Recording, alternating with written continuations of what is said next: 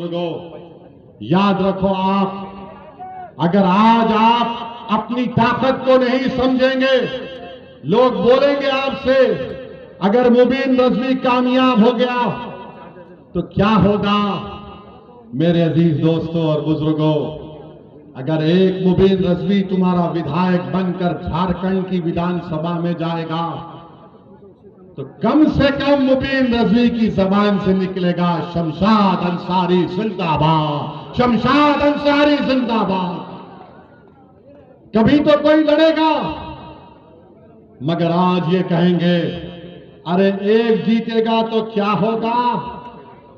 आप उनसे कहना कि भारत की पार्लियामेंट में 2 एमपी हैं मंजलिस के, और जब 2 में से एक खड़े होकर 6-7 मिनट के लिए भारत की लोकसभा में बोलते हैं तो मोदी से लेकर अमित शाह सब परेशान हो जाते हैं कि अब ये क्या बोलने वाला है। अगर हम बोलने की सलाहियत रखते हैं तो आपकी वजह से, आपकी दुआओं की वजह से, आपकी वोट की वजह से, आपकी ताईद की वजह से, यही तो मेरी ताकत है, यही तो मेरी ताकत है और अल्लाह का करम है, सदका नबी करीम सल्लल्लाहु अलैहि वसल्लम का। मगर आज आप खामोश बैठते रहेंगे तो फिर याद रखिए कोई आसमान से नहीं आने वाला है। और आपको हम बताना चाह रहे हैं कि अब तो ट्रेन में वो यहीं पर था, शायद वो खबीस शैतान जिसने गोली मारी वो झारखंड के रेलवे स्टेशन में था शायद, बहरहाल कहीं भी था। वो नाम पूछकर रेलवे में गोली मारता है। एक हैदराबाद का लड़का है,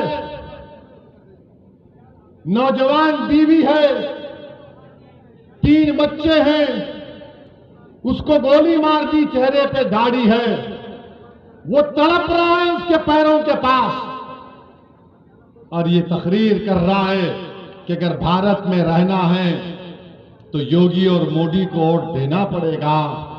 मैं उन गोली मारने वालों से कहूंगा कि सारी दुनिया की गोलियां खत्म हो जाएंगी, हम मरने तैयार हैं, मगर किसी बाप से नहीं डरेंगे।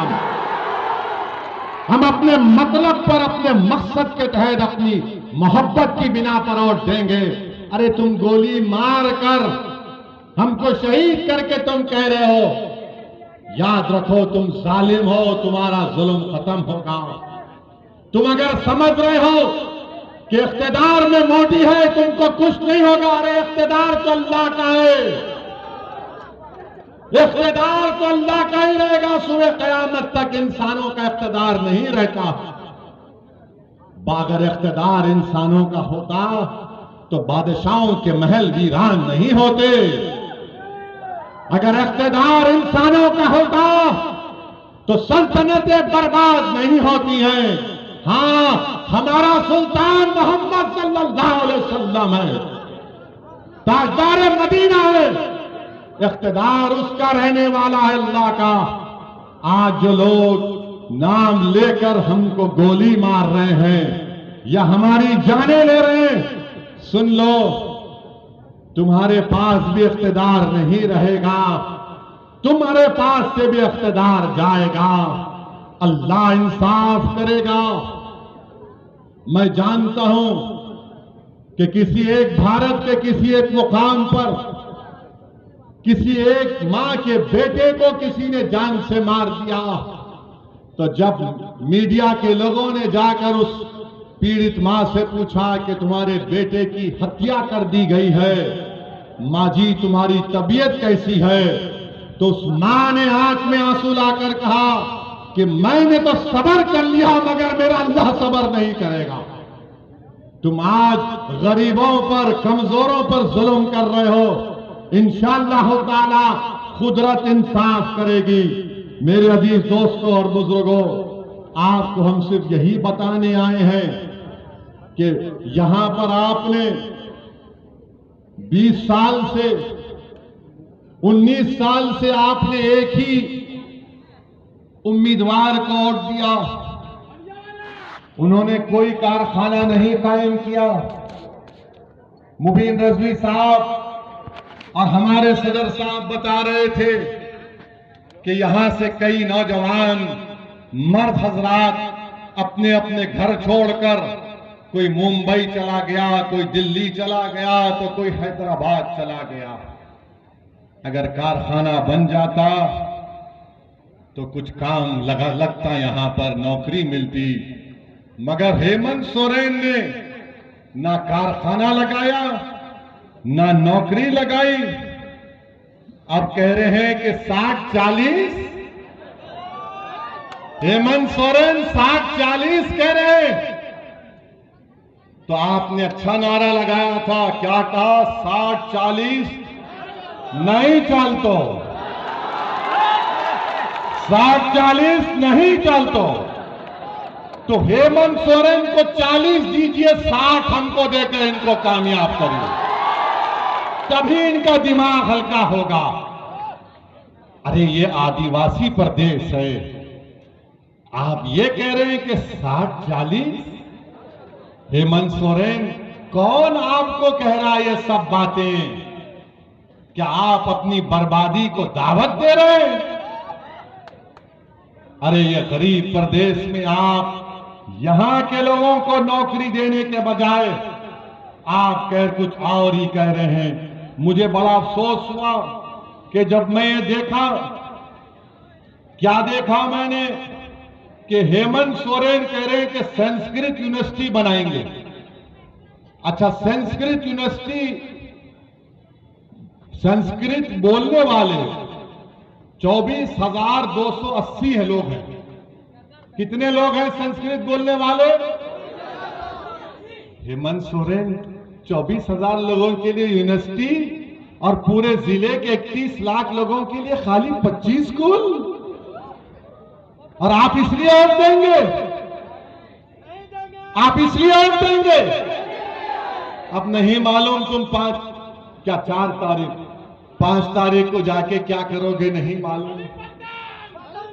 नहीं, अभी सुनो, अभी हमारे यहां से जाने के बाद हजरत इबलीस के पूरे साथी आप तक भाग कर आएंगे। ये बड़ा जज्बाती बयान देकर गया, तुम इसकी बातों में नहीं आना, हम सब कर देंगे। याद रखो, आप आज के बाद जेएमएम और कांग्रेस के लोग आपके घर के अतराफ फिरेंगे, ए बाबा भीख दे देना, एक दे के वोट दे देना। ये तो हम काम कर दिए ना, ये तो हम रोड पे ला लिए उनको, तुम्हारे गांव में ला लिए। मगर अब आपकी जिम्मेदारी है कि आप अपने लिए, अपने बच्चों के लिए अपने वोट का सही इस्तेमाल करिए। हम हेमंत सोरेन साहब से पूछना चाहते हैं कि झारखंड में 170 जबानें बोली जाती हैं। कौन सी जबानें हैं?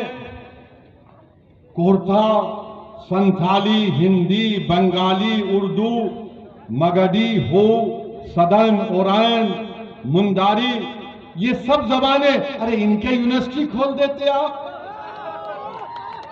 इनकी यूनिवर्सिटी खोल देते हेमंत सोरेन। इतने पैसे आपके ने कहां से आ गए? खैर, बहरहाल मेरे अजीज दोस्तों और बुजुर्गों, आपको हम बताना चाह रहे हैं कि जिस प्रदेश से हम आते हैं, हमने वहां पर, हमारा कोई मंत्री नहीं है, हमने हमारे मुख्यमंत्री से बात किया। हम तमाम मुस्लिम डेलीगेशन गए, मुख्यमंत्री से कहा कि तेलंगाना में यूनिफॉर्म सिविल कोड नहीं। मुख्यमंत्री ने कहा बिल्कुल नहीं आएगा, हम तायीद नहीं करेंगे। फिर हमने मुख्यमंत्री से कहा कि हमारे सेक्रेटेरिएट में, हिंदी में सेक्रेटेरिएट क्या बोलेंगे, मंत्रालय, सचिवालय, वहां पर मस्जिद को शहीद कर दिया गया था।